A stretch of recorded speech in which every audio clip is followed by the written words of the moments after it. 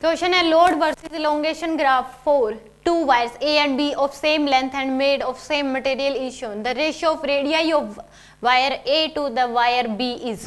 तो यानी कि ratio load versus elongation graph है, यानी कि एफ वर्सेस डेल्टा एल का ग्राफ है। किसका ग्राफ है? Force versus delta L. तो डेल्टा एल इक्वल टू क्या होता है? एम जी एल बाय में या फिर एफ एल बाय में गामा ए।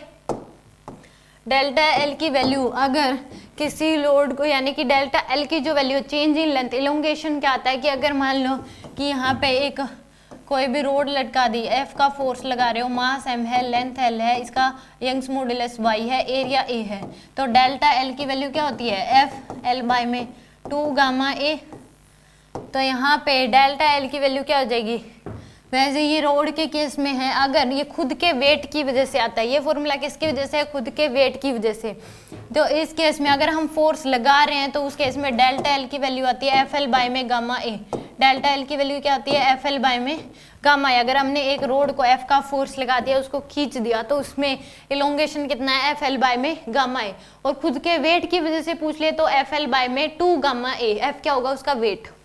तो यहाँ पे एफ एल बाय में वाई ए क्या आ जाएगा? ये वाई ए यंग्स मॉडुलस।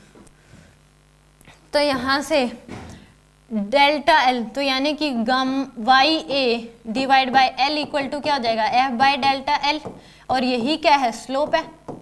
यही क्या होगा? स्लोप होगा। दिस अपॉन दिस, ये किसके बराबर हो जाएगा? स्लोप, यानी कि टेंजेंट थीटा की जो वैल्यू होगी वो किसके बराबर होगी? F I delta L. और ये किसके बराबर है?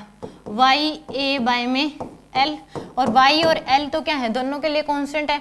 तो f बाय में डेल्टा l जो है वो डायरेक्टली प्रोपोर्शनल हो गया a के। तो इसका रेशियो जो आएगा वही, तो एरिया यानी कि f बाय डेल्टा l जो है वो किसके इक्वल डायरेक्टली प्रोपोर्शनल हो जाएगा? पाई आर स्केयर हो, यानी कि अगर मान लो cross section radius of radii wire है तो पाई आर स्केयर, तो r का स्केयर के डायरेक्टली प्रोपोर्शनल हो गया। तो यहाँ से टेंजेंट थीटा a के लिए, टेंजेंट थीटा फॉर ए वो क्या आ जाएगा आपके पास? 30 डिग्री, यानी कि 1/√3।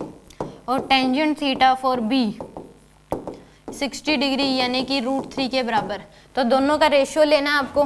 तो यानी कि 1/√3 डिवाइड बाय में √3 इक्वल टू आर ए का स्क्वायर बाय में आर बी का स्क्वायर। तो ये आ जाएगा आपके पास 1/3 इक्वल टू आर ए का स्क्वायर बाय आर बी का स्क्वायर। तो ये क्या आ जाएगा आपके पास? 1/√3 equal to R A by R B. ये आ जाएगी आपके पास 1/√3 आंसर आएगा इसमें। फोर्थ ऑप्शन क्या होगा? करेक्ट होगा इसमें।